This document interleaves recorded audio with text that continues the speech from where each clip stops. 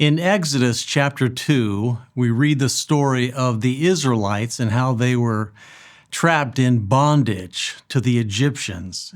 And it says in verses 23 through 25, "The people of Israel groaned because of their slavery and cried out for help.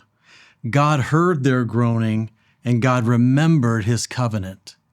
I just want to make a couple of comments about what is written there.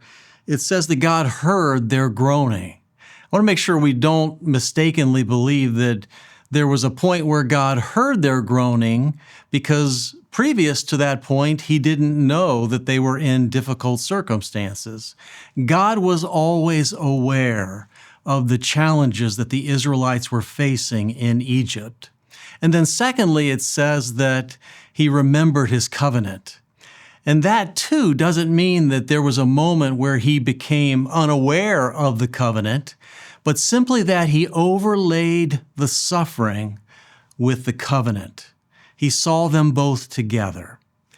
You know, God allowed them to go through 400 years of bondage. And during that time, they cried out to God, and yet God didn't deliver them in the moment that they cried. There was a long lag time where they simply needed to trust that God would come through for them.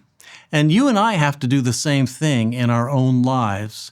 We have to trust that God hears our prayers, he knows our situation, and he will come through for us.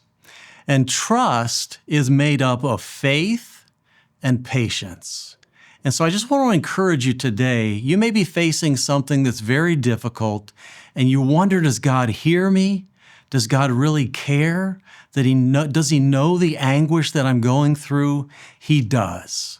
He loves you. So a next step that might be good for us as we seek God daily is simply to sit with God without any kind of an agenda and listen and be with God and be reminded that he hears us, he knows us, and he is for us no matter what our circumstances.